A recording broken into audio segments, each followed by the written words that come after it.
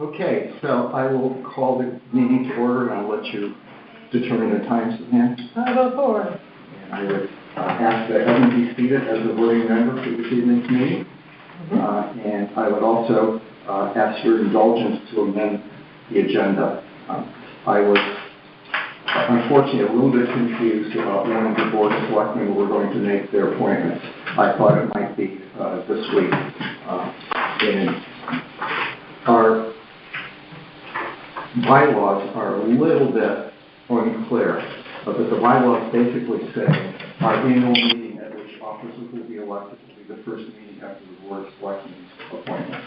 And since they have not met, technically we probably have to wait until February. However, there's a little bit of a conflict that also says that our officers' terms run for 12 months. So if we would actually have met this month, the terms would have only been 11 months. So one of the things that we do in the annual meeting is to elect our officers and also to review our bylaws to make sure they're still appropriate. So we have to do a slight little edit there. But in any event, if someone would make a motion to amend the agenda to postpone the cabinet. We have a second. All in favor? All right. Thank you. Hi, sorry. Wow, I thought we would be downstairs because we had so many functions. Yeah, we had a little bit of confusion about that. We just postponed the annual meeting for my company. The other thing I wanted to mention is you can see we have a fairly crowded room tonight. We have a change in membership. Amanda Blair has resigned from the Open Space Commission as of December 28th. I would like to take the opportunity on the record to thank her for her service and her dedication to the town over many years as a member of the commission and as a co-chair of the commission. And I would particularly like to commend her for her shepherding of the McCulloch transaction at the town completed almost 5 years ago. Were it not for her patience and for baking goods for Dave McCulloch and her back and forth with all the members of the family, I'm not sure that they would have got done. It was a very complicated deal, and I would like to express our gratitude for that. We also have a number of prospective members attending today, and maybe we can go around the room quickly. If I can call each of you to just basically tell us very briefly a little bit about your background and a little bit about your interest in joining the open space. And I see like everybody's name. So I'm starting with you, Maria. Of me? Okay. I'm Maria Correo. I'm a long-standing Old-Lyme resident. I've just lived in this town my whole life. And I've always had a vested interest in this town and how beautiful it is, and just to be able to walk around and know that we have areas that people can enjoy the beauty of Old-Lyme, I guess.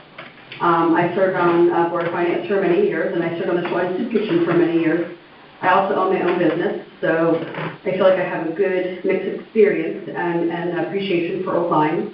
But I have some time now, so this is one of the commissions I thought I could lend my, my services to if needed. Great, thank you. Cynthia. Christine, Oh, Christine, sorry.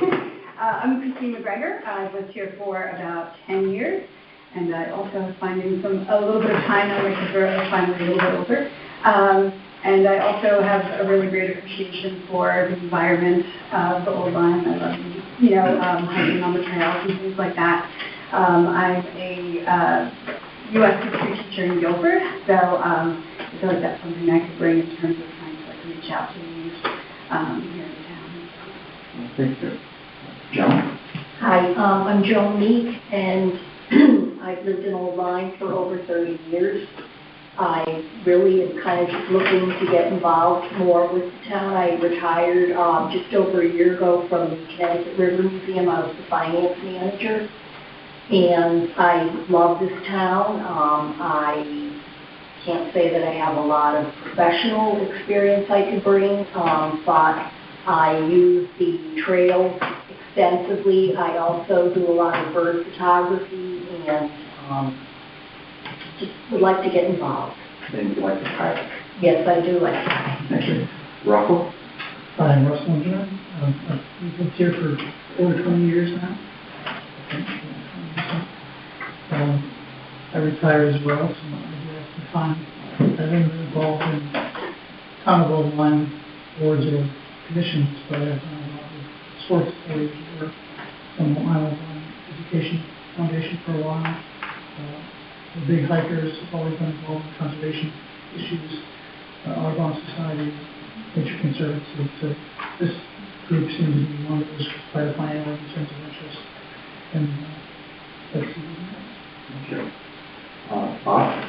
I'm Bob McConiac. I've lived here since 1990. I'm a local contractor. I was looking to get on something. Unfortunately, I'm not retired. But open space is something that interested me, and so I figured I'd apply for it. Do any of the members have any questions for any prospective candidates? Or do any of the candidates have questions for us?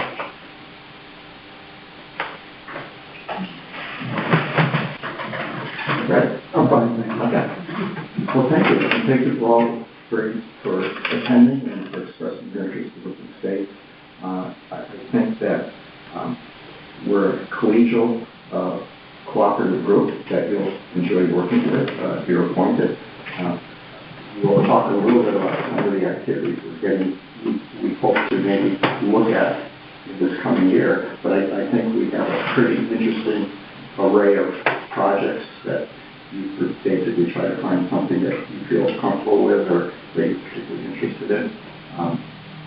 My philosophy as the chair, assuming I'm elected as the chair, is to basically give members the responsibility to kind of run a little project and be there to help them and offer whatever assistance or advice I can. So it gives you an opportunity to work in a group and also a little bit independently if that's what you choose to do. So thank you again. Thank you for your interest. Moving on to the regular meeting now. If someone would make a motion to approve the minutes of the December meeting. I'll make the motion. Second? I'll second. Any revisions, any questions? Okay. May I hear a motion? What's spoken? May we vote on accepting the minutes? All in favor? Aye. Opposed? Abstained? Thank you. Minutes are accepted. The next item on the agenda is public comment. Is there anybody on the call that would like to comment? Anybody in the room want to comment? Okay. So moving on, open space business. The next item is the Horseman Creek Landing on the installation of the slip rail fence. Now, if you'll indulge me, I basically wrote a short little summary of what I think has transpired, and I'd like to just read that so I'm pretty precise with my language. The Board of Selectmen early last year adopted the Button Ball Committee recommendation that read, a split rail fence or other deterrent to protect the tidal marsh shall be put in place by open space. The reason for the fence was to protect fragile marshland from visitor traffic. A second section of fence was suggested with a purpose of protecting the privacy of the Blair family and preventing any encroachment onto public property. On October 4th, Tim Grizzle and members of the Open Space and Harbor Management Commission met to view possible placement of the fence. On October 11th, at the Open Space regular meeting, attended by the first selectman, fence construction was discussed. Amanda Blair shared a survey she marked and requested that the fence line angle around a large boulder and then run along the property line. During the discussion, Ms. Blair said that if sections of the fence did not abut the property line, she was willing to enter into a binding agreement with the town that would run with the property deed. She suggested language for such agreement that would generally state that the Blair family and any successors would refrain from disturbance to and use of town land. Harbor Management later expressed to the first select woman that not extending the fence as generally discussed during the site visit went against the Commission's mutual understanding. At Martha Shoemaker's request, the Commission met with her on December 27th to discuss the fence placement. No decision was reached at the meeting. At the meeting's conclusion, the first selectwoman asked that Michael Preston and I join her for a site visit on December 29th. On December 28th, the day before the sidewalk, Amanda Blair emailed me a draft agreement pursuant to the discussion referenced. It covered numerous issues beyond those pertinent to the fence and included matters of potential dispute. During the sidewalk the next day, we noted that the existing fence fell about 25 to 30 feet short of the right-of-way on the western side of the driveway. No fence has been installed on the east side of the driveway. In our discussion on site, I came to believe that the easiest and most economical way forward to protect the Blair family's privacy and to protect the town's interests would be to extend the existing fence line.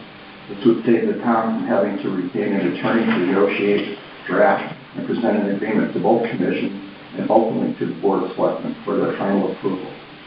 As an eastern section of the fence would be near the inland wetlands, I contacted Eric Knapp to inquire if we might place 2 fence posts in the ground.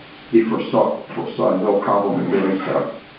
Also, to ensure that the Blair family's rights will be protected, I asked Richard Gates, a licensed surveyor, to mark the intersections of the property boundary and the driveway right-of-way to ensure the town does not encroach on Blair family property. He has done so. At this time, I would like to call for a motion to approve the extension of the fence to a point a few feet from the right-of-way from the western side of the driveway, and the installation of a short section of the fence, also with respect to property and right-of-way lines on the east side of the driveway. Someone will make that motion. Members may comment on the issue. I so move. Second? Second. Okay. Do we have any comments in the discussion? I just like to ask if the eastern section would require, so you talked to Eric, but since there's construction within the 100-foot wetland buffer review zone, I'd be interested to know whether anybody else feels that probably should be looked at by the commission. I'm not sure exactly what purpose that little short section of fence, other than a visual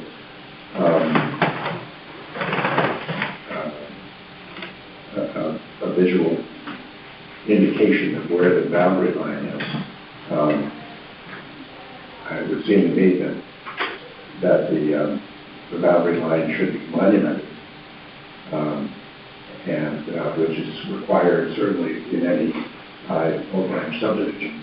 Any property, once it's approved, is generally bounded by concrete bounds, and so I'm not sure what the purpose of the fence on the east side of the right-of-way.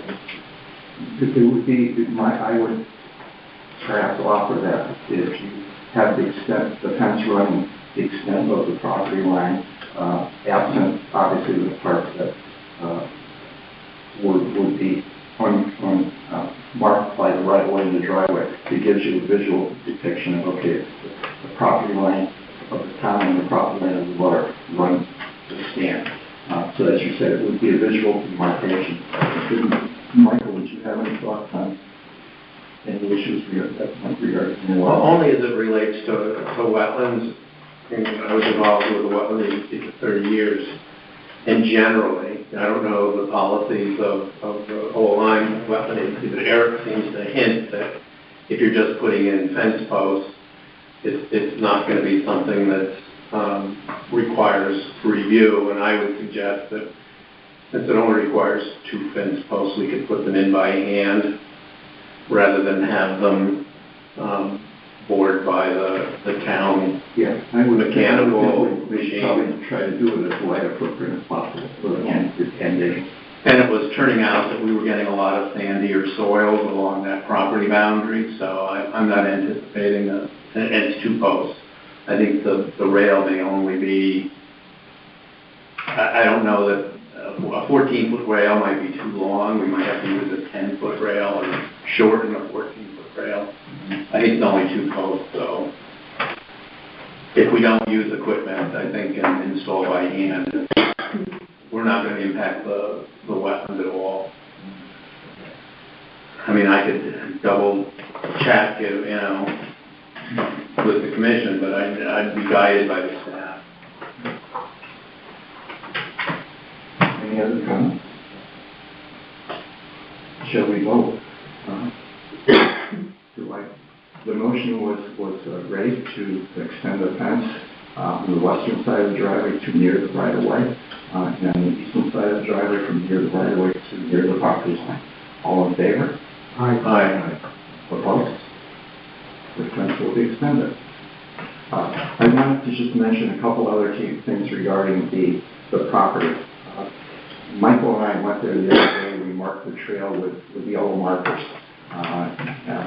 There was also apparently a sign that was placed leaving town property on the Black Hawk Country Club property, and we took that sign off.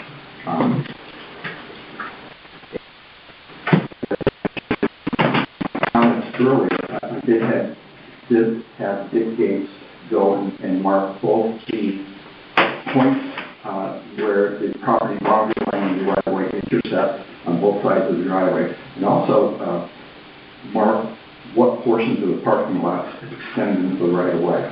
As I had said earlier, the driveway itself, in many instances, is not centered within that right-of-way, and it turns out when looking at his stakes and so forth, that's exactly the case by the parking lots. The driveway is actually only a couple feet from the eastern boundary, and the right-of-way, the 4-foot right-of-way accordingly extends then into the parking lot. So he's indicated where that is.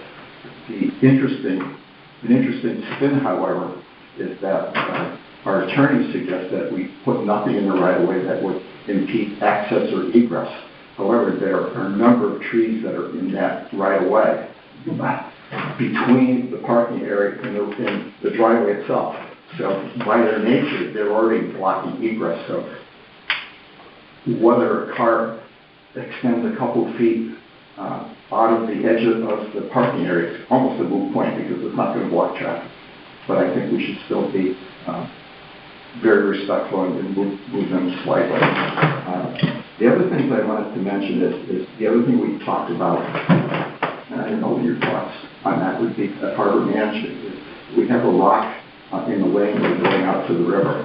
And my concern would be if there's an unfortunate accident or someone needs care in the river, that we want EMS to get out there as quick as they can and as close to that person as they can with their vehicle. So we might want to contemplate putting a couple posts with a rail, basically just a little chain or a rope or something like that. And the last thing I wanted to mention is that we applied for a grant to Rockfall to do an educational program on that, and we're waiting for them to basically announce their funding decisions, which will be sometime in mid-February. Monies would be available probably in early April. And the last thing I wanted to mention, and it's something that thank you for selecting woman here. Something for her consideration. I think it probably concerns all three parties using the driveway. In her buffer agreement, Amanda suggested that the traffic of heavy town equipment has degraded the roadway. I don't think that's the case, but in any event, the roadways will eventually, over time, just from weather or whatever, need repair. I know in the past Amanda has had rock dumped there and spread. She's kind of taken the burden of I don't know that the country club has contributed anything to that. That might be a discussion that we need to have in the future. So at this point, I have a question about the parking area. Yeah. You said to move it slightly. Do you mean to move it entirely out of the way of the right of way? Well, that's something we can discuss. I think we need to determine, technically, if we have something in the right of way, again, I'm trying to avoid having to go back and get another opinion that's solid on that, correct? But technically, we're not supposed to have anything extruded in the right of way, even though practically speaking, our impact is going to be moved. So it's one of these a little. Well, the other thing is, if you look at the right-of-way all the way to the road, Blackwall has a lot of boulders in the right-of-way that really narrows it just before you get to the town property. So, Blackwall absolutely has. not counting their junk and brush and. Yeah, their mounds of wood chippings are in the right. So I don't see us necessarily talking about things that are historically been there for certainly longer than I've been in the town, so. So ideally, we reach an understanding that it's not really an issue where the parking lot is right now. Yeah, I frankly, given that the trees have immediate impact, I don't view this as a pressing issue. I would think, if everybody is cooperative about this, it makes sense from my point of view to wait to see exactly where that roadway might go for the turnaround, and then consider the parking area along with reconstruction of the parking area along with construction of the roadway. And I mean, nothing about the parking area, there's not a lot of traffic down there right now, but at some point it seems like you have to put some gravel or something in there. Yes. And, I know you maybe didn't want to bring it up at this point, but I think it's something we should address. Yeah. Maybe into the springtime or summer. Yeah. And also, speaking of things, I just remembered one other thing. When Michael and I were there and I asked Evan to visit the site, there's a pine tree with a couple of dead branches that extend over the trail. We put a yellow marker around it, and I got the name of the tree service from Martha, and I'm going to give them a call and get a quote for taking that tree down. That open space has the funds to take care of that. Yeah, definitely a dangerous tree. Okay. So at this point, Terry Lewis asked to address us, to let us know of the dock application. I would welcome her to come up and fill us in. And Michael as well. Well, I'm having Mike come with me with us because he's actually, even though many years of me doing this, he's been working really hard at doing a very tedious job in creating this dock application. To go back from the beginning, one of the things that DEP has been down in the site, we've talked to DEP multiple times about what kind of application we're going to do.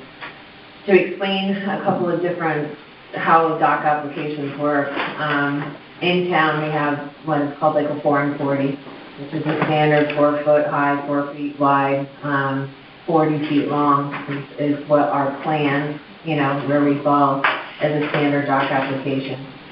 Then there's another dock, there's an individual dock application, there's general dock application, and then we have now gone from what we thought was a specific dock application that we were applying for and tediously filled out. If you can just imagine what it takes to fill out all these applications through DEP.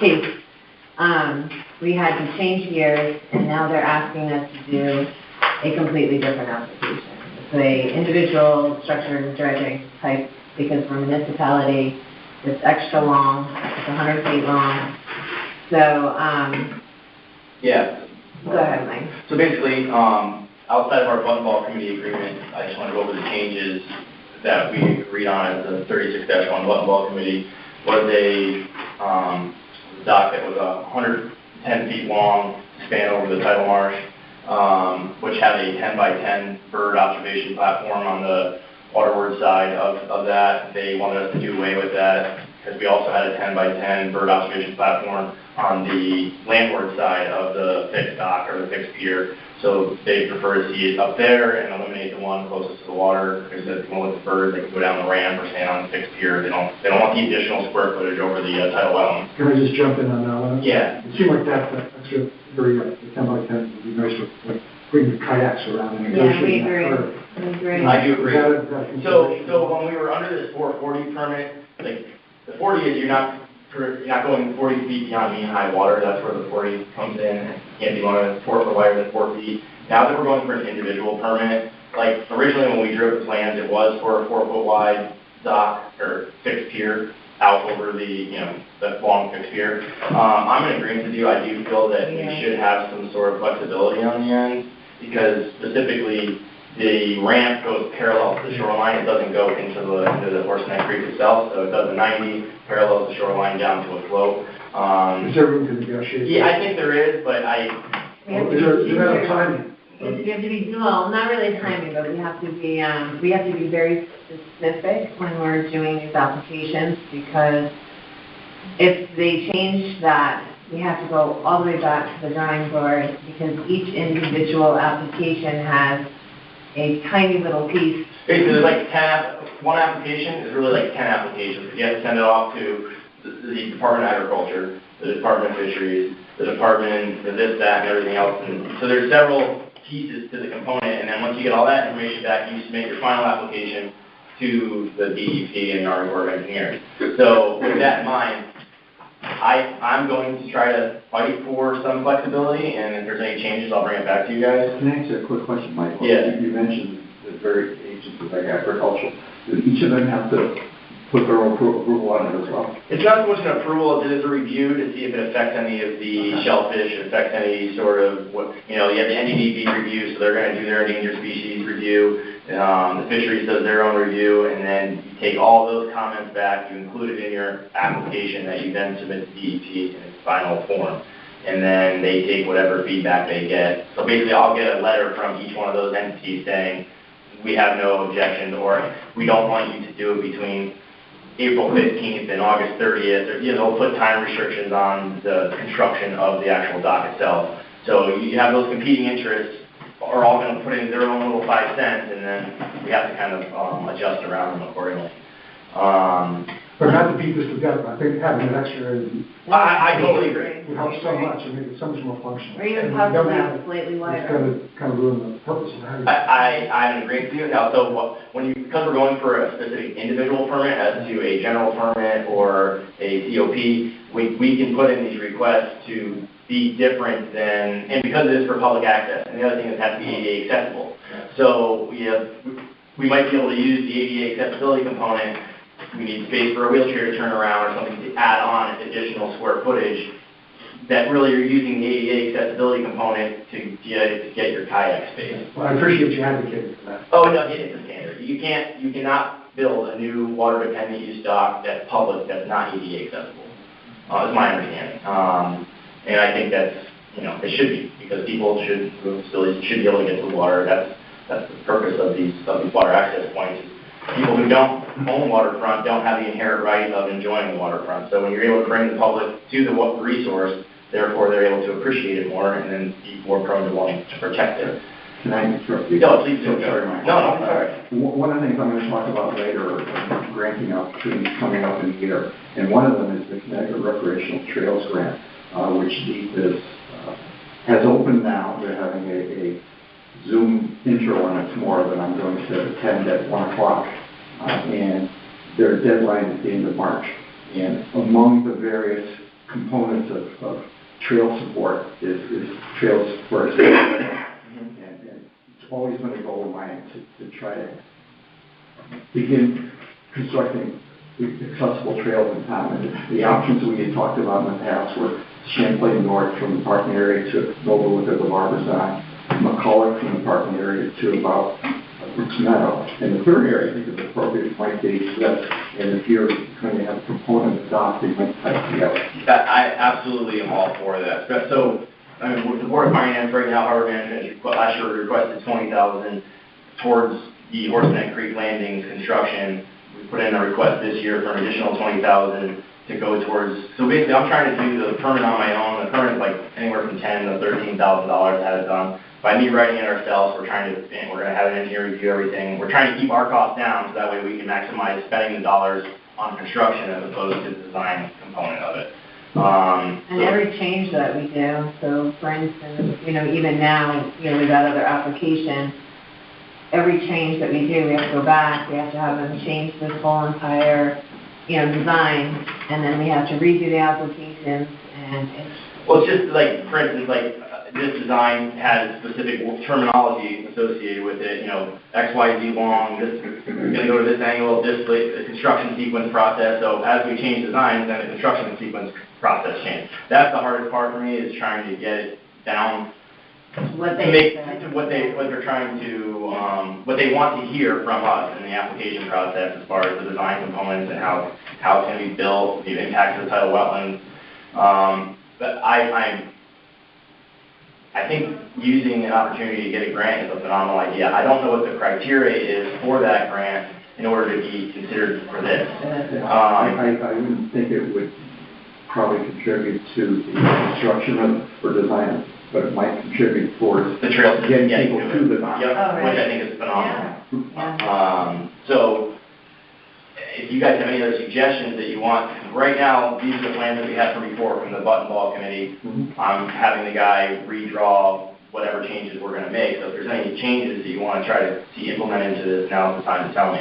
But just as for clarification, so the birding station down at the end of the dock, cannot be included, but you want to maintain some space to, Functionally be able to turn the 90 degrees with the kayak. similar to like the dock that you had shown us, or that kayak, step down. And is that the only change? So, like, also, Yes and no. like, They dictate what we can do, and, you know, even. We can request, We and could they have their own request, but all day long, we would love to be able to design an incredible dock and say, here we go, this is, you know, or design with you. But ultimately, when you do the field walks, which we've done multiple times, initially, way back in the very beginning when he came down, you know, he wanted it actually over closer to where the original road used to go road out. was. So there's an area that, where we put the fence down by the water that you're saying, that used to be a road that went down to a boat ramp in the water originally back in the 50s. He wanted us that way. They wanted it over there because that was the least spans for the tidal wetlands, but we fought to try to get it further away from the abutters. Just make it a little quieter buffer and to try to. Just to try to appease everybody. Everybody. But they, after, see, that's the thing, is like, we're gonna present this and say this is what we think needs to be done, and then they can change it. And honestly, it all depends on the analyst.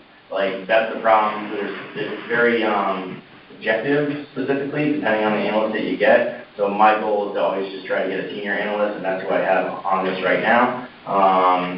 And So this 10 by 10 area, is that totally out of the picture now? Or you have to have? it was for the conversation. Compromise, or It will you can't also- get the 10 by 10 area with some luck? I don't know if we'll get a 10 by 10, but we might be able to increase the size. Like, so that is my goal, is to try to get it to be bigger. But they always are a minimalistic approach. Bigger as in, if it's not, so we have some of our board members that want bigger than a 4 foot wide. They want, you know, like 5 or 6 feet, it all depends on how you know, we want the see-through decking, which is really, really important for the marsh. It's, Flow-through. it's flow-through, and it's, Let the light like, through, so let the the tidal light through, wetlands and continue to it's grow. What metal, material so is you that? can What kind of see. material? It's like a composite plastic type material, but it's so expensive. I mean, But if we can get away without doing it, because the dock's high enough, you get the sunlight coming underneath both sides, we might be okay without it. So if it's 4 feet wide, we'll have sunlight, and we could do wood. Yeah. But if we're going wider, then we're gonna be covering the marsh, and we don't wanna do that either. I mean, trust me, I want it wide. So that's, Are you gonna try to go wider as well? Kind of another thing? Well, so if I can be 6 feet wide, that'd be ideal. You want to choose a number that's like an even number for like material wise, right? So you find, you don't want to lose the, by 8 foot 2 by 4. People coming it's and like boating 2 feet. kayaks and things like that.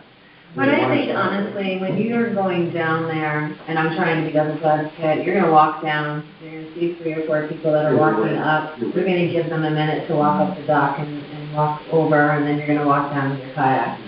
I don't think we're gonna have traffic jam issues. I think, we're trying to make it so it's comfortable and we're not hitting somebody in the head as long as they're going down.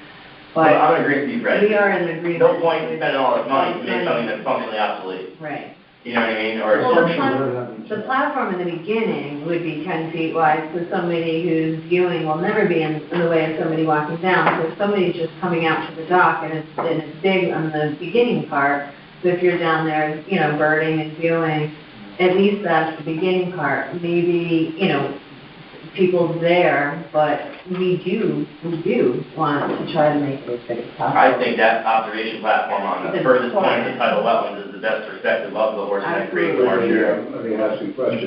Is the 10 by 10 platform by the shoreline, not the transition between the marsh and the forest. Well, Would that be over the marsh or no, that would be on the upland. in the upland? Yep, so specifically on the upland, you know, 'cause it's a pretty significant, Yeah. drop there to the tidal wetland. Yeah. So you would basically have that, it'd be almost at grade, because I believe it's about a 5-foot transition, a 4.5 foot to 5-foot transition from the upland to the tidal wetland. So if that 10 by 10 platform sitting on the upland portion, and then it would narrow to 4 feet, you know, in the middle of the 10 by 10. Well, it would also avoid having lower view by the NDEP to be, Yeah, because it's on the upland. because it's in the upland Right. and not in the marsh, and because Right. full marshes. It's designated, it's gonna have a big, So my hope is to your question, Greg, that funding for, do they need applications by then? What do you need by March in order to maybe? I'm gonna find out tomorrow. Okay, yeah, find out for me and let me know, because that might expedite certain process that I need to get tidied up in anticipation for any sort of grant funding that you might be trying to go for. Is there a design standard for handicap accessible versus regular? There is on the slope of the ramp. Okay. I believe so this In calls. terms of percentage of grade. Correct, you can only go down 1 to 12, I believe. So We're just there with this is a 40-foot ramp, 40-foot gangway from the fixed pier down to the floating dock. So we're right at that threshold. Like my property in Madison, with the marina I have there, like I need an 80-foot ramp in order to accommodate ADA accessibility to my marina there. But that wouldn't give us a wider walkway with. Not necessarily, no, because like one wheelchair can go down at a time, you know what I mean? Those ramps are extremely expensive, so the wider you go on the ramp, the more expensive you're going to expect to be. And that's a ramp that's gonna move to the side? Yeah, so you have a fixed pier across the upland, or across the marsh, which is, the way it's designed now, because we have to go perpendicular to the shoreline, we're not going straight down. So normally you see a fixed pier to a ramp that goes down to the water and to another, floating dock. So right now it's going to 90 and go down. All right. So you're measuring from the lowest? Yeah, measure. correct, yes, you're taking from mean low water to mean high water, and then the distance in between there. And then it goes down to a floating dock, which then, we have to have special bump stops so the float doesn't ever go down. Make contact with the ground. Contact with the marsh. So we have to make sure we have the pitch rate and bump stops. And we have a yak port, a kayak down at Haynes Park that is being ridiculously underused. We thought we'd put it there for people to get comfortable, but that is a perfect place for that to be. It's great, getting into your kayak and off you go. It's got bars on it, and that's going to be, and that wasn't in these plans, just so you guys are We have clear. to now add that because a lot of commission members have asked to, switch. We back. have this kayak port thing that we bought, and it's actually for ADA accessibility for a kayak. So basically, someone who has an ADA problem can, in theory, set their kayak in there, but it has arm handles to help slide off the floating dock into the water without any serious drop. Super easy. And it's been at Haynes Park, if anyone's noticed it, it's been next to the, where they launched the skull. Quite good for all users, right? Yeah, it is. It's really good for all users. But we bought it under the intention of trying to increase ADA accessibility at Haynes Park, but it's just not being utilized there. So we're gonna bring it over here, which I think, because it's a narrow spot there, and it'll be really easy for people to get in and out. But that's if they let us have it, Yeah, So again- we're asking for it, and then, like I said, my hope is we have a senior analyst, and we're not they have a bunch of new analysts at DEP, so all they do is go back and ask their bosses questions. My hope is that I have the boss, so I can negotiate directly with the office directly, instead of trying to go through a bunch of people who have to make our argument for us. Does anybody have any questions of what we're doing? We just wanted to make sure that, there was a few questions that was brought to us about, being inclusive on the design.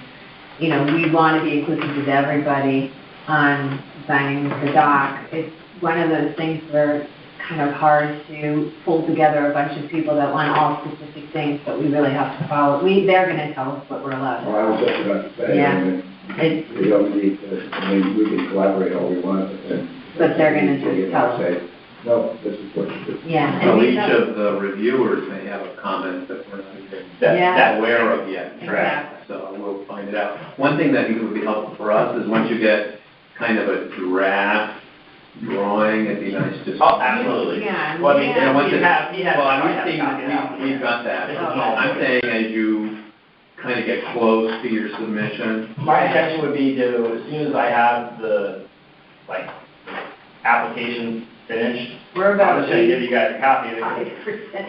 My hope is that it will go to public comment, or public, they'll put it in the paper, or go to public hearing, if someone requests a public hearing. I'd rather try to knock out any concerns that we have ahead of time to just expedite the process. The last thing I wanna do is get to this application and then have some concerns be raised after the fact, which is still gonna happen potentially. But if there's anybody in this room who has concerns, I'd like to get them narrowed Yeah, down. I mean, you should get input from us. Yeah, that's what I'm saying. See something and say, what about this, Yeah. So far, I mean, with the original design, I have no issues with it. It's pretty standard. I think it's crossing in a good location. The shore isn't all that natural with all those rocks there because it's the fill edge. Yeah. I think it's a good location. Hopefully they'll agree. See, there's a little deeper water to the right, closer to the abutters section, right? That's, And they could still tell us that. because that spans the least amount of tidal wetlands in And that that's what he area. originally wants us to do. We're really. I was trying to push it because I think positioning it over there is a better Well, location. we're gonna have to go with what they Of course, recommend. yeah. You never know, you know what I mean? It's all up for interpretation there. Yeah. Two questions. One, what is the, when you say it's moving dock, what is the present, what is the low to the high be? Tell you about whatever title. So- For that area, I mean, there's So, specific, right? mean low water Or is you negative, use this too? negative 1.8, and mean high water is at elevation 1.2.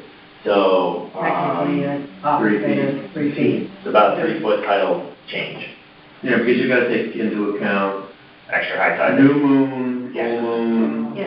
so. Like I had yesterday. So that's based on an average high tide. Yeah. Or average low tide, right? Whereas your moon tides and your new moons are They're gonna gonna be be. But when you measure the water at that, Oh, so right low now, tides, what's the water depth? so we have an Four additional inches. foot. It's, the bottom of Horse Neck Creek is elevation 2.7, so it's, 11 inches below the flow of water still. Only a foot low. And that's why we have that bump, we need to have that bump. Because of the, for instance, if there's a extreme low tide, the bump stops will stop at the bottom of the flow from making contact with the bottom of the water. I mean, you're gonna have contact with the bump stops, but it's a 4-inch contact in 4 different points as opposed to the entire float sitting on the mud itself. Right. So it minimizes the disturbance of the Of mud. anything, yeah. Of the mud and all the, the microorganisms, macroorganisms, the clams, or whatever it's there. So- That's another shellfish commission has to go to, which are shellfish commissions, like the bump. So that's just another Well, we don't time. want to keep your whole night, but we just want to fill you in and Yeah, I know you guys explain have a lot the of- process. It's a very, very Just tedious. curious about the timeline, what is the timeline? My hope is to have the application, within the next couple weeks to a If we month. can get the plans, and that's the other thing, we're kind of, we have to get the plans too. So we're using a third-party drawer. In order for me to try to save money, like instead of going to a consultant and paying $150 an hour, $120 an hour to somebody to just draw lines on the paper, the CAD drawing. Like I have an engineer who does CAD drawing on the side, so where he drew the plans the first time and did all this other line work for us. In the process of trying to get a hold of him, I haven't reached him. Hoping within the next 2 weeks. Well, if push comes to shove, we will go to an actual We're gonna- consulting company yeah. to make plan changes if I can't get my in-house guy to make the changes. So approval, like, when do you expect approval? Oh, approval, Oh, I after would we get it say could be 6 months, could be 9 months. This year? My goal By the is end of this year. to have this permit by this year. So we're constructing a dock in the end now. Yeah. Well, whenever we have the money. So that's the other thing, right? Well, So the approval. Yeah, I think that people have, and that's another thing, I'm gonna abstain from any, we're gonna put this out to bid, and I'm gonna back off completely, because my whole entire family, just put it on record, is marine construction, Connecticut River Dock and Dredge. They build docks, they build marinas, they have been helping me as far as like quantify how much this is gonna cost. So I think there's a few people that seem to think that we could probably pull the stock off at like 50 or 60,000. It's just not feasible. That's my It's idea. just not feasible. I appreciate the sentiment. But, and it also depends on if we're gonna do a 4-foot wide dock, let's call this a dock, and we have able to have light on this marsh, which for us is the utmost importance to me, to make sure that we're protecting our marshes. But if we're gonna go wider, then we have to have that see-through, and that's really important, so. I mean, we could also possibly do where, like, one of our other members last night said, you have 1 foot of wood on the right, 1 foot of wood on the left, on each side, and then you flow through in the middle. So that way you can not have to have the full width of flow through. We you got a need question, Greg? money. Sorry. Yeah, okay. You kind of a little in line with what Fred had asked about the timeline. I realize there's a lot of variables and a lot of it's out of your hands, but I'm just curious in terms of timeline that we're all in the budget process, and they've asked us to go 5 years out in a capital expenditure request. I don't know if that request yet. We can't. So we literally used to have our own little checkbook as of 2 years ago, and it was very, small. We had, we collect mooring fees, and that was ours. We don't get a certain amount of money each year like you guys. I think you guys get money. Last year was our first year ever requesting money from the We've budget. never had money.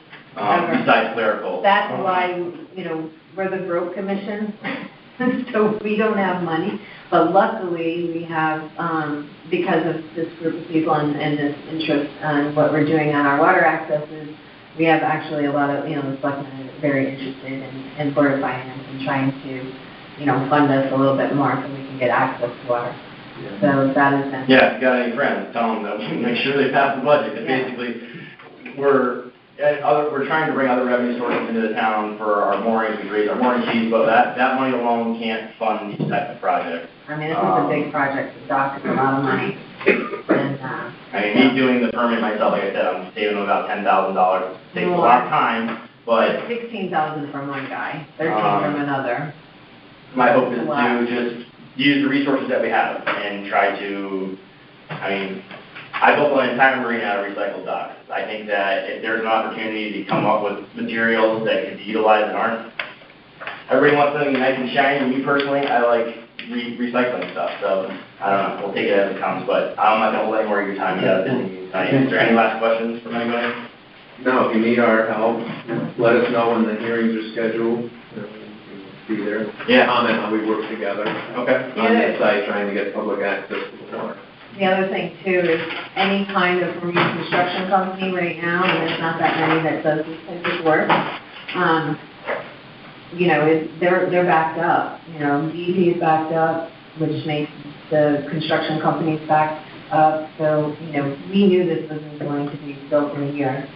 Going into it, we would love for it to. I think Permits? They're 5-year permits. So, okay, so we've got a good window. Yeah. Oh, yeah. Yep, and then you're allowed 2 1-year extensions. Extension. So a total of 7 years. No. We were really hoping if we could have a construction company that's ready to go, and the bid is, what we agree upon, and they're ready to do it by fall, we would love to have it done by fall, but the likelihood might not be so well. Thank you very much for your time. Thank you guys for your support.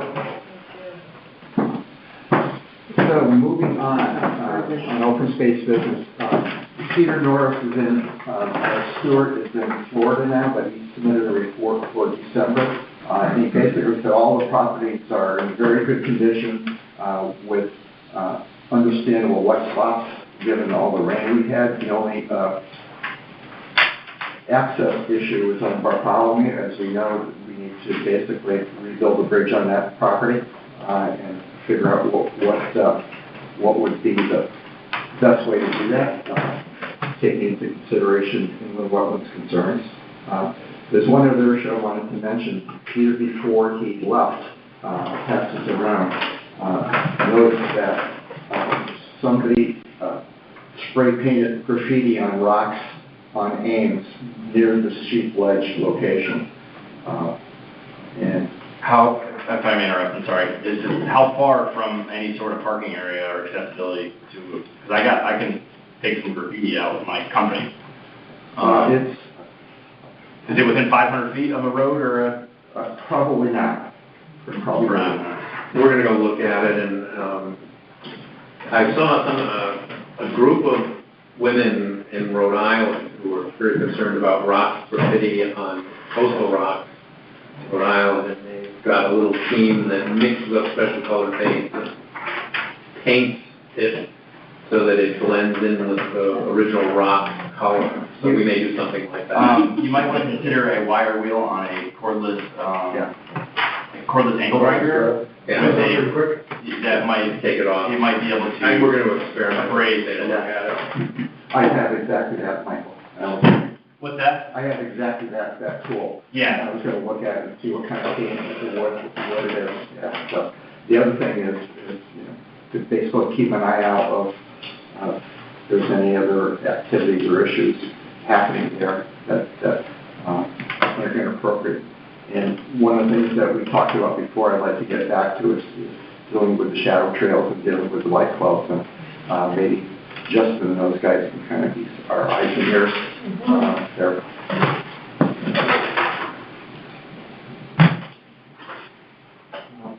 Our open space budget, we have a budget this year of $21,264, and I requested a 2% increase, mostly because of inflation, and we've had a flat budget for 3 years now. We also requested $9,000 in capital funds to complete the Fury Landing Refuge rehabilitation, but that would not be in the next fiscal year, that would be fiscal year 25-26. We did not spend the money that was appropriated in this current fiscal year because we never intended to do so. We intended it to be a 3-year project. We wanted to use each of the 3 years, and I'm hopeful that the monies that were unspent could be carried over to allow us to continue to work in the next fiscal year, primarily mowing and spraying of the Phragmites and any associated work we have to do with that. We talked about the NDPP. We had to do one for our permit to spray, and we had to have a herpetologist on site to make sure that turtles were not harmed.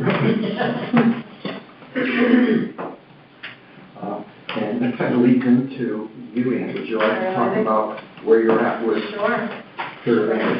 Just a quick recap. I mean, December wasn't super busy. We did have our consultant who was working on research and documentation of the site wrap up their project. Nancy Merrick completed her aerial photography with the drone and the various mapping work that she did. She'll be back in the spring to do another flyover to get the foliage cover at that time. And she delivered her mapping files as well as some of the aerial TIFF files, visual image files, to on a USB drive that I have. So I'm unpacking many files. They were big files. That's actually why I was doing it tonight. That some of them are going to require actually downloading other software. Like I'm trying to download a free GIS program, QGIS. And I want to try and look into, whether the town has a license for ArcGIS. That would be great. Anyway, so there's some work to be done just to be able to use the product she's delivered. But I think, it's exciting to have that material and part of our documentation for the site. The work is incredible. Yeah. So. She also has her recommendations, and then Chris Mangold submitted his final report. I think I sent that out to everybody. A little late meeting to enjoy. Our grant report was submitted last month, and no news is good news, so they got it and everything's cool. Our final expenditures were over the grant amount by $499. So I guess we'll have to try and cover that from the property management. And talk about Pond and Lake or Brad Money Management, I've been emailing with them. They're all set to put in the application for our herbicide treatment in coming fall, and they'll schedule us for a mowing in the spring. And then I have a little show and tell. I got a sign today from One Look Sign, so that we can figure out a way to install this. That's very exciting. The beautiful first One Look Refuge, and I'm great. So I think one post would do for this sign, or have We we? have, and they put posts, I know, in wood, which could either be used as, drop it in 2 feet and you got it, or it's used, you cut it in two, keep it low, Right. and for the noise sign. I have 3 8-foot posts too, were intended for the noise sign and for the cough and throat sign. And they're 4x4s or 6x6? No, I think they're 4x4s. I think that one might, do you recall? Yeah, they're treated 4x4s, they're feet long, and although we don't have an account with rings, then we can usually get some if we need 1 or 2. I'm thinking, I tried to figure out how deep because I like the low sign near the parking, or I'm not sure where we would install this, but if you look at it, it's about, if you go 2 feet in the ground, there's about 3 feet above ground, so you'd need, like a 5-foot piece, and then they're angled, it's a 45-degree angle. So you would, use most of an 8-foot, I think. I know that you've been. 2 feet if you did 4 feet, it'd be a little low, I think. The sign's gonna be low, too low to the ground. If you compare it to other entry signs that we have, and I think it's nice to stay consistent. I agree. And so I was going to say, for that size, because this is 24 by 24, and I just wondered if we usually use just one post for that size, or? We've been using 2 for the entry signs like that. Okay. Slightly smaller signs, we've been using 1. One post. You're going to have to place an order at rings and anyway. Yeah, we've got to they've never given an invoice the town can pay for all of our lumber. So I've got to get an invoice from them. You may want to also check Beard, sometimes they go more competitive than Ring Fence. Yeah, I would agree Wait, with with that. this? Beard's lumber Beard's? is more competitive. Okay. So David right by the train station. Yeah. Okay. I'm sorry, thank you guys for your time, sorry to interrupt you, appreciate it, thank you. But we have 4x4 posts we can use, right? Yeah, I think we even have We have plenty on some. hand. I also have one too. Does anybody not have a 4x4? We did our inventory, so. Yeah. With our That's a good one. In that stuff that went into my barn. I think only the bird posts, the metal one, I think we have it in our garage. Yeah, okay. I wanted to mention that, and I know that you've been a little bit apprehensive about the use of treated lumber and fresh treated lumber. I talked to Wayne Abrahamson, who's one of our stewards. Yeah. And he was hiking in Groton on New Preserve, where there's a brand new bridge that was put up. And he happened to be there when someone from the land trust was there. And they were talking to him about why they chose to use pressure treated lumber, and they said this new. Well, they're taking the arsenic out of Yeah, so there's out of the a old. new manufacturing formula that makes it less hazardous for the environment. Yeah, so I know I was reading about, I think the EPA has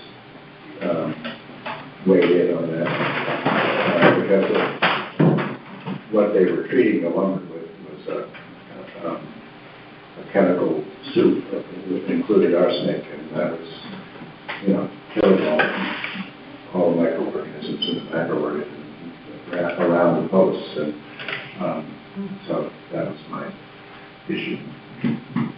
If we want to get ambitious, we get cedar posts for some of these things. There are a lot of cedar posts with varying sizes on Champlain North. More than I could cut. And they're dead. and they're standing straight, so they're dry, and we only need one. I use 3 of them for the smaller signs, the Formica ant signs, and the don't stand under the dead Barbizon oak sign. But there's just a little energy, there's dozens. Yeah, I could Various get sizes. involved in that if you want to do that. Yeah. But those are more natural signs, and they're not gonna go because it's red cedar, so Yeah, it's gonna be a It's gonna be good, around for 40, 50 years. yeah. Yeah. So, we could do 2 of those on one of the signs if we wanna be a little more rustic. Yeah, I would be in favor of that, to keep it as au naturel as possible. What's your time frame for doing this? Well, the ground still hasn't frozen, so Spring sometime? it could be spring, it could be sooner. So it'd be putting it like Our trees, so- in where our property starts, Yeah. sort of near the kiosk. Mhm. We can talk about scheduling that one. I asked Andrea to comment a little bit about some of the offerings coming up by the Connecticut Land Conservation Council, so if you may. So tonight, actually, there's one meeting to go over the land steward practices, and there will be a site visit by the fellow commissioner. So that could be something rescheduled, at least for a potential site visit. But the 19th, there is a conference which it's not very clear what the panel session with some opportunity to be collaborative with the open between land trusters, municipalities, and affordable housing. But it's unclear in the agenda, in my view, as to when it is and which people are going to be speaking and what are the topics. But that's from 9:30 to 3-ish, Yes. and Greg is signed up for it. Yeah, I've signed up for Great. Is it low? Is it? It's in Hartford. Hartford, yeah, and it has a fairly robust faculty, so to speak. I think Katie Dykes, the agriculture commissioner, and one of the housing people in the state are going to be speaking, among others. And you never know what they're going to speak on, but it says that will cover ideas and insights about planning and funding to incentivize collaborative opportunities between land conservation, affordable housing, and farmland access. Yes. And another conference, their big conference, is March 23rd at Wesleyan University. That's the all-day conference. I will be there working it, but whether you're a member or not, the participation is encouraged, and Denise gave a presentation. Were you one of the presenters too? I was in the audience. Yeah, okay, so but Denise was the presenter last year, and anyway, it's very robust, and I would encourage us to. I think it's a fabulous concept. Yeah, there are lots of interesting seminars. And then you have a lobby full of organizations, everything from people selling cleaning up tools for garbage collection so that you don't have to, that are reusable, that you don't have to touch things with your own hands, and Rockfall Foundation is there as well. So lots of different organizations. And maybe someone from the Old Line Land Trust will be there. Yeah, I was going to say 2 of us went last year.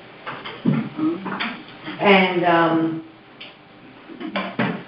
besides the various conferences, CLCC offers grants, various guidances, site walks, legal advice, networking opportunities. They give out a weekly newsletter of highlights different land trusts usually, although there are a few municipalities that are a part of it. But for the grant, I forget which one it is, but I believe you need to be member in order to apply for one of the grants, so it's, Russell? not for Rockville, for the CLCC. Oh, okay. Connecticut Land Conservation Council, you're nodding your head. Well, I know when I was at the museum, we were involved with them, and I think you had to be a member to go in for funding or whatever. Yes, and they are recently into the funding arena, which was something Yeah. We new also for are them. right around now. They seem to be advertising a whole lot right now, and I'm getting a lot of emails on different grants for different,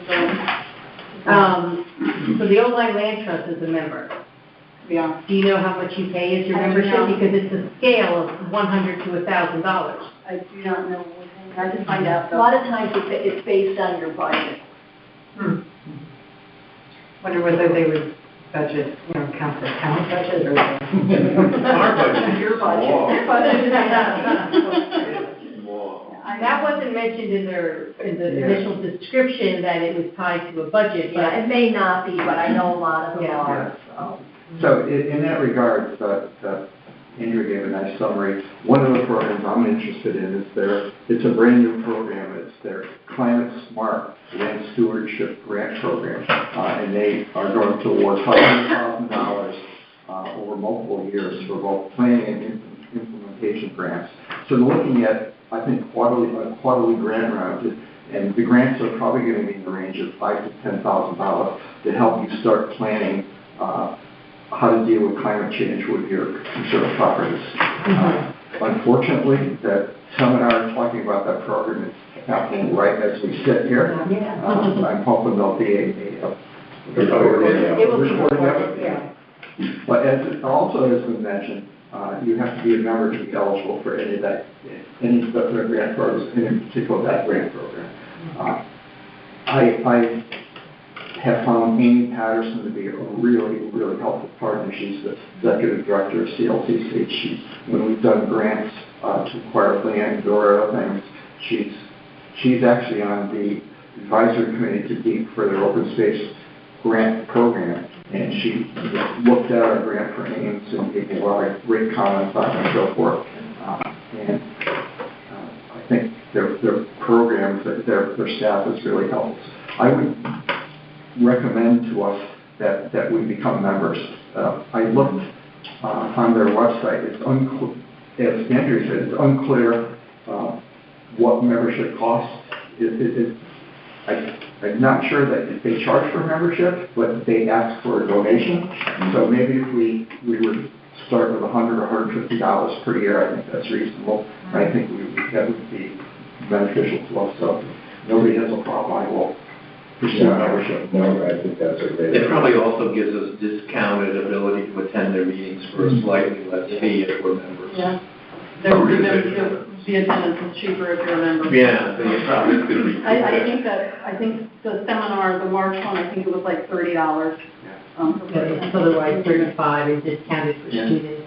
And if you're volunteering, it's free. Andrew's going for free, and I'm going for free because Gateway is participating. I'm also on the member of the Gateway Commission, and they're participating. We're going to be participating in a seminar with Yukon Clear on riparian buffers.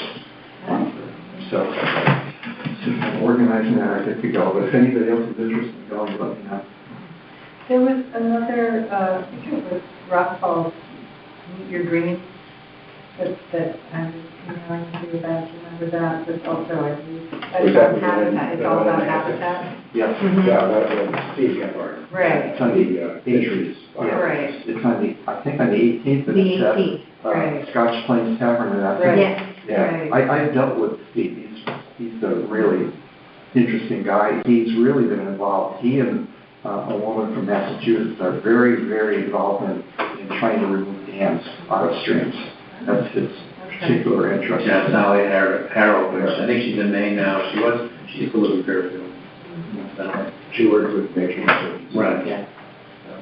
And I met Steve in the late 70s when he walked into my office at the Nature Conservancy and said, I've got a property that you guys have to get. And that was the Chapman Pond property, the Collins property, which is a really important fisheries area for the Connecticut River. He wrote a great article about process to acquire that property, which is actually reads like a novel. It's fascinating going through, and I had to hunt down the Connecticut Forest and Parks Association to try to come up with the permission to do that. It's posted on the Gateway website. Anybody's interested in how Chapman Pond is reserved. Yeah, it was wild.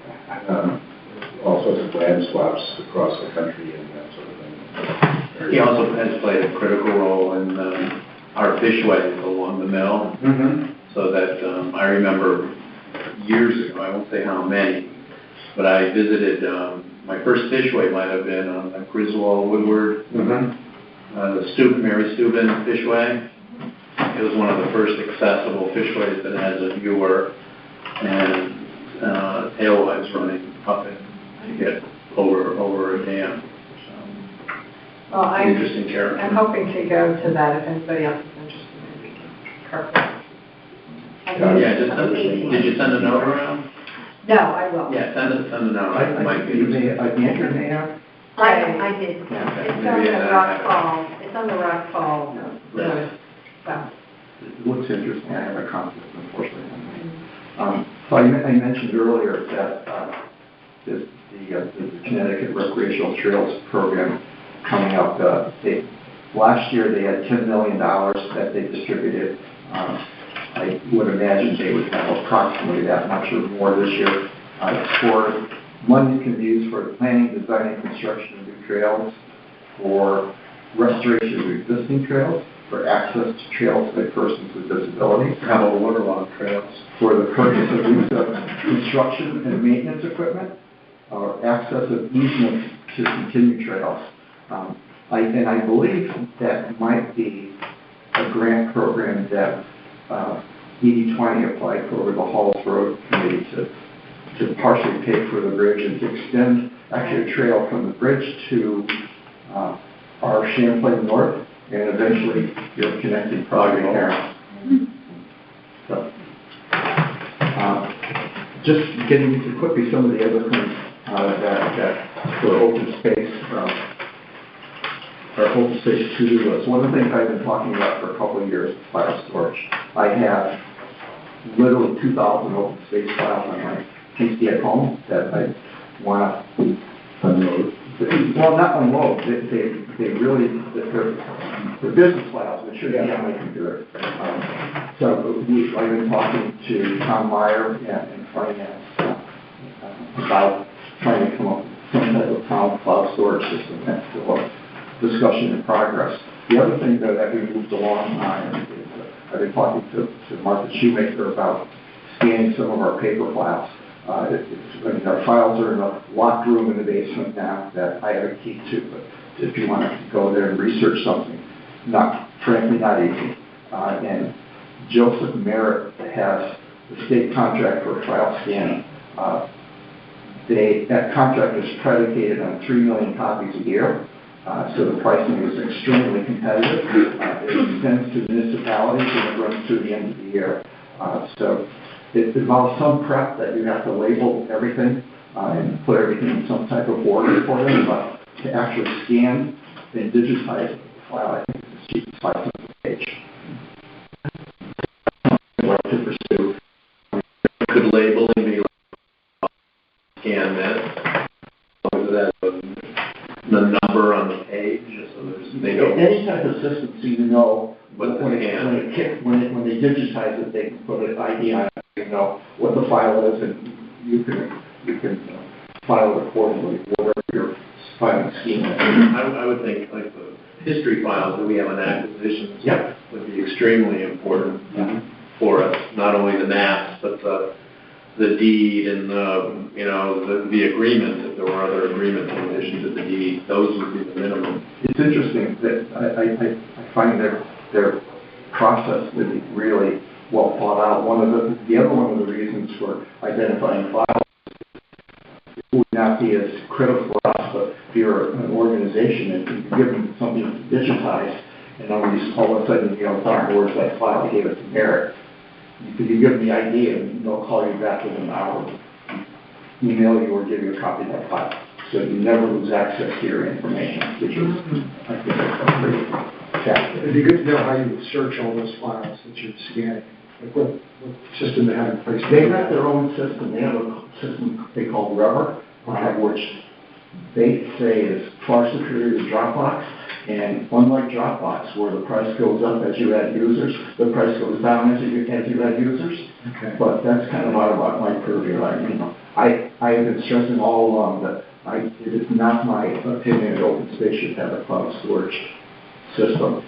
OpenSpace should have a piece of town cloud storage system. That was worth, I understand, are in the same predicament as us. They're looking for somebody to do the file. So, with land generally, one of the unique things, and I'm sure this is probably the same case, but each property has a unique number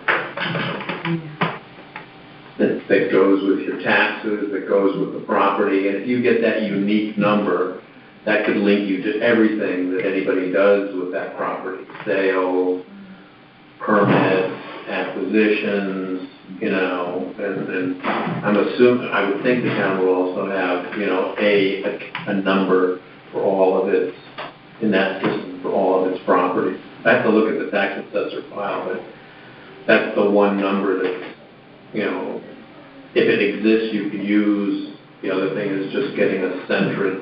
You can get a geocode at the center of the property that gives you the latitude, longitude dot. That would be the next best. That would be better, but if there is a town unique number, it gets a little confusing when you have a subdivision. Because then the number sort of has to be assigned to, there has to be a system that if it gets subdivided, that number somehow resides with the new lots. So I don't know what this town has, but there should be a system, not to say there is one. Anyway, that's something that I will pursue in the coming year. The other thing I wanted to say is we asked for a annual contribution of $75,000 again to the open space acquisition fund. That's something we've asked for each year. Our fund will be approximately $500,000, and I'll mention how that might be expanded even further this coming year. One of the things that one of our primary objectives as written in town ordinance is to look for and recommend land for acquisition for conservation. Evan used to be terrific for that when he was an active agent. It's still good to have somebody have their ear to the ground, and I had an opportunity to work with Karen Conniff, who's a realtor, doing fit sympathy when we were trying to come up with a plan to conserve some of the land around the Mount St. John property in Deep River. And Karen has offered to basically kind of scout around for us and help us find properties, perhaps do it without fee, but would you be willing to talk a little bit about how she might help us, Evan, and the fee structure? Well, things are in a little bit of flux right now in the real estate business. Okay, essentially the way it has worked is that if there are two different agents, a buyer's agent and a seller's agent, both agents get paid by the seller out of the seller's commission. It's paid to both companies, or if it's in one company, it's split between the buyer's agent and the seller's agent. There is a lawsuit out of Missouri at this point questioning that whole idea, and it may be that buyers would be ending up paying their own agent and the seller paying their agent, rather than the seller paying all of the agents. So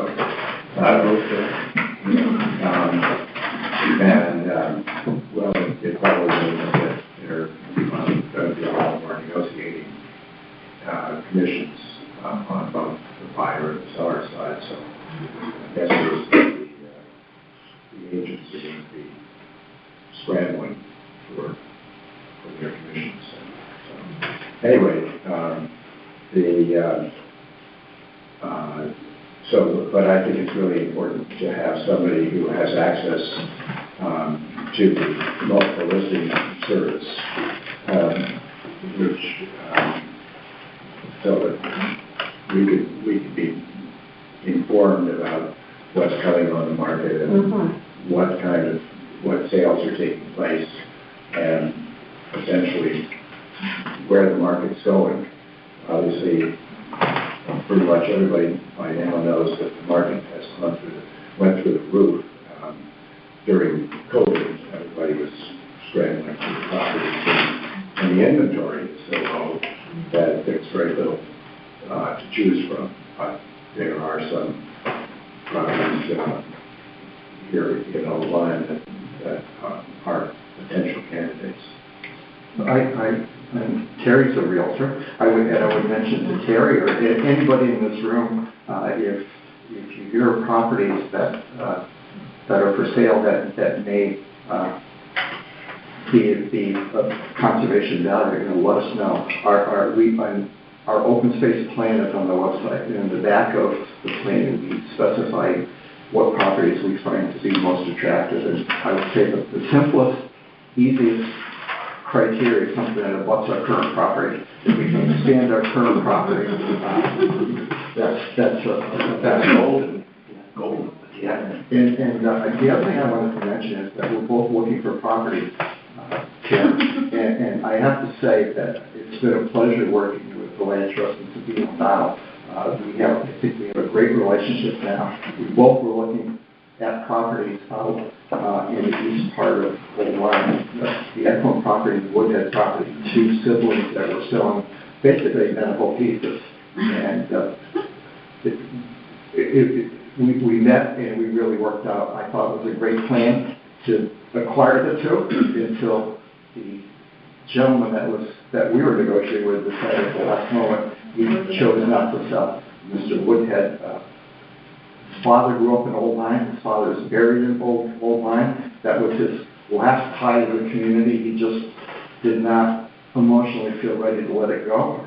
He's going to transfer it to his daughter, and he's going to transfer with a strong recommendation that she sell it to the town. We shall see. I think it's like Bill now. They don't change their mind.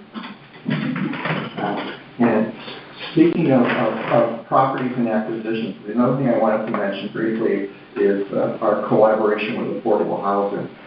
When we acquired the McCulloch property, there were two building envelopes, and it was the strong desire of David McCulloch that they be used for affordable housing if at all possible. He had already provided two lots adjacent to the property we acquired for affordable housing, which now have homes on them.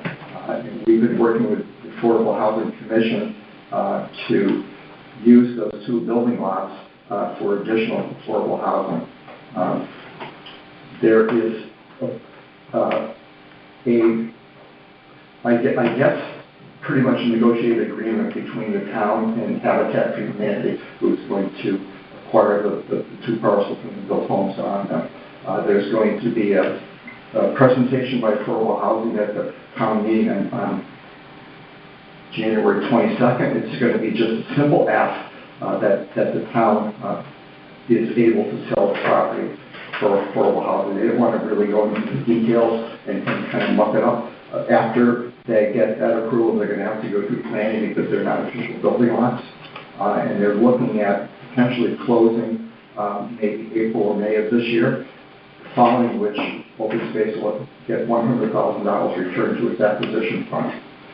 So that will be a benefit for us going forward.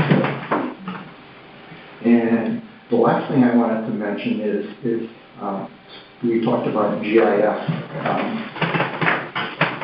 Melinda Kronfeld has expressed an interest in working with us to try to improve the GIS system in town.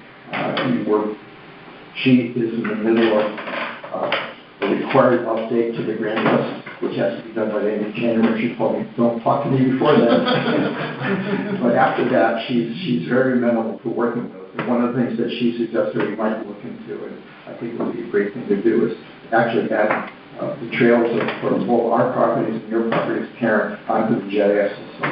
And the other thing I'd like to do is the system now lists properties as they were acquired. So Ames has 4 parcels.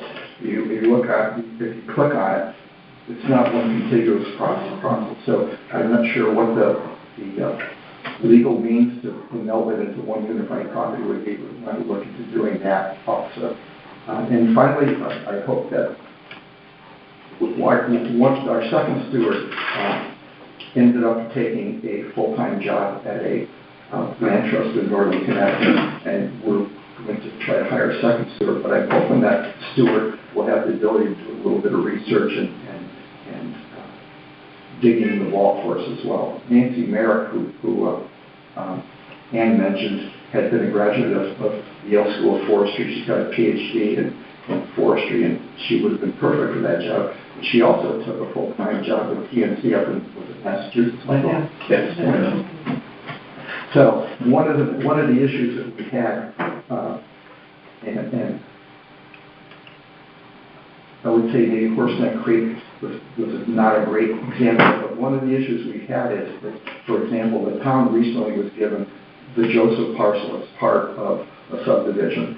When that deed was recorded, it records it as to the town of Old Lyme, and there's no mention of open space anywhere in that deed. So we really need to go back and say what properties were deemed to be open space, and let's put them on a list and let everybody know where they are, and let us know where they are too. So that's going to be a little bit of a digging. Amanda Blair started on that process last year, and we didn't get very far with it. So that's another thing we have to do. So that's basically all I have so far. Does anybody else have anything you want to bring up? Just kind of going back to the grant opportunities, I sent out some information about the Hartford Audubon Society. It's a mini grant up to $1,000 to benefit birds. It's very specific. We use that grant with the Rockfall Foundation when we were making the signs and clearing at the Ames property. So I sent it again to you, Ann, for the ferry landing, but it could be certainly applicable to any, but because this is a more kind of targeted project and restoration, it would probably... Yeah, I think it was It was February 15th, so basically a month. But it's a very short application and not very cumbersome to do. And just to circle back about signs, Champlain North, Mike had put up a sign on a cool cedar post for the anthills and stay out from under the tree, and the Barbizon Oak, and I sent, I think, everybody pictures of the Thanksgiving week of putting in the Barbizon Oak tree educational sign. And Fred and I went back, and my Fred and I went back the next day, and it was still there, because the cement, it was pouring, it rained the next day, the cement had hardened, so that's there. Yeah. But just as we're going forward with identifying specific projects for when and where, it would be good to know what those are and having a little heads up so that we can include the high school, that Sustainable Environmental Club. There's a new head person, Karen Taylor. I think she works with the land trust in some capacity too, and the chestnut trees, right? Not yet. Or not? Yes, oh, no, yet. But they're, yeah, so that was it, it was mostly the grant thing. One thing I talked to Christine about is that we had the kids help us with kind of trail work, whatever. One thing we haven't worked with them on that I think would really be helpful for them and for us is to do some type of research or study. For example, I had mentioned that there's a well-documented history of indigenous people's popular use of Ames in the winter and then going down to Watch Rock and the shoreline in the summer to fish and so forth. I'd love to kind of explore that further. We have kind of a great map like John Ned Pfeiffer, who did his dissertation on it, but we can do a lot more with stuff like that. And Evan had an idea that I'm going to make it too late to do it now, but it would have been something to do with multiple seasons where when we bought McCullough, it had been naturally grazed by horses, and all the brush and everything was chewed down. And it would have been interesting to see how that comes back on its own, or what comes back, and how that evolves. Well, the danger obviously is that it comes back as invasive plants, and that's the danger of any kind of forest management in New England at this point. So you just have to either pre-treat what some people are doing before they harvest wood, is they pre-treat it so that when the canopy is opened up, that it's, the invasive species are no longer viable. Right. So. There was a company that contacted me trying to sell us a product that seemed kind of interesting. I think it would be almost something we could do on our own. They would put a mount in a location that you determined that you could put a phone in there and take an image. And by putting the phone in there, everybody that did that would take the identical image. And they would be sent to this company, and they would give you a kind of a collage or a timeline of how that property evolved over the seasons and whatever. That'd be something that we might want to, I think we could do our own. We could have people email us images. But anyway, different ideas. I don't have anything else to. Yeah, I wanted to ask, you mentioned considering forestry management, so the properties, and I wanted to be interested in flushing that out a little bit, your ideas, your thoughts on that. Well, there are other land trusts around the state, specifically Avalonia over in the, which is a regional land trust over in the eastern part of the state, New London County, and they are experimenting with some interesting forest management programs for looking at carbon storage and resiliency to climate change. And I've read some articles on it, and I would be interested to have maybe a tour of that specific property. And also the idea of indigenous forest management, which might would probably, if I know forest history, would involve some burning. And the DEP has been experimenting with that in the town's line in the Atlantic State Forest. There's about 15 acres every several years. They burn.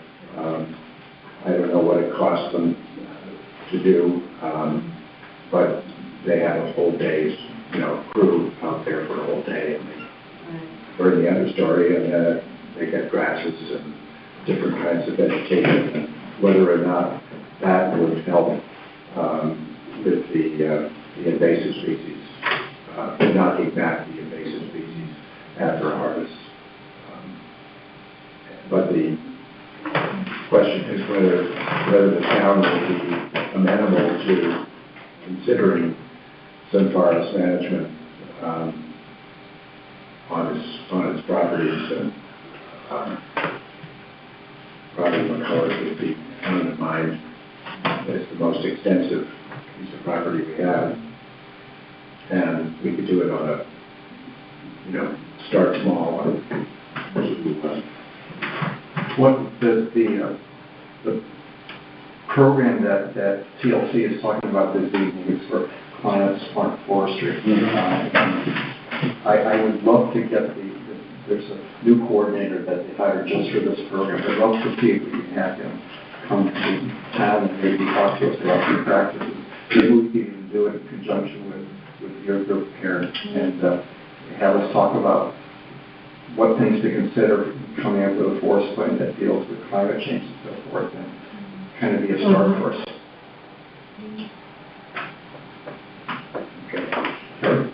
Just an idea that I forgot to bring up to you, but do you know that every year the seniors in the high school have to do a senior project? My daughter had broken, she was doing something, had to do something physical, so she had to switch gears, but she originally was going to walk every single one of the preserves and then write some of the history about each one of the preserves, and that was going to be her senior project, and then basketball happened and she got hurt, so she had to go to a different direction. But it's, every year the seniors are trying to figure out something to do, and it might be something that they can walk the trails in Stewart and report back if there's anything for you, because I know there's a lot of land to be walked at all times, and it's hard to report back. For all the years that my children were in the high school, I had spoken with different advisors, the counselors, and vice principals, or gave a presentation in some of the classes, informing them of the two organizations and a variety of opportunities. So it's certainly worthwhile to speak to them again, but and actually we got somebody to help us in videography by putting out a request or announcement to a faculty person, and they came back with a recommendation. So it's certainly worthwhile just bringing it up again. But in that regard, one of the things I'd like to do in the coming year too that I didn't mention is basically review our website. Our website was massacred when it was, frankly, when it was migrated to the new site. And one of the things that we lost that we're trying to get back is, at one point we had every meeting minute of this commission since its establishment online. Now they just go back 3 or 4 years. And that's a wealth of information we can use to research stuff. The other thing that I haven't had a chance to do is I have a lot of information on the different properties that we can use to provide a history and a background. There's a whole series of pages of stuff about the Champlain Farm and how that was and so forth. And that, I think it would be fascinating to put that online. So, well, I had actually asked the Old Line Historical Society to give me some ideas about how to the Barn Foundation at Champlain Farm, because there's an enormous, it must have been, I don't know, dozens of cattle in there, but it's just this big stone wall. Yeah. If you visit the property, there's a yellow trail that runs from the back of the inn to around where the Barbizon Oak is, and along that yellow trail is the foundation that Evan's mentioning.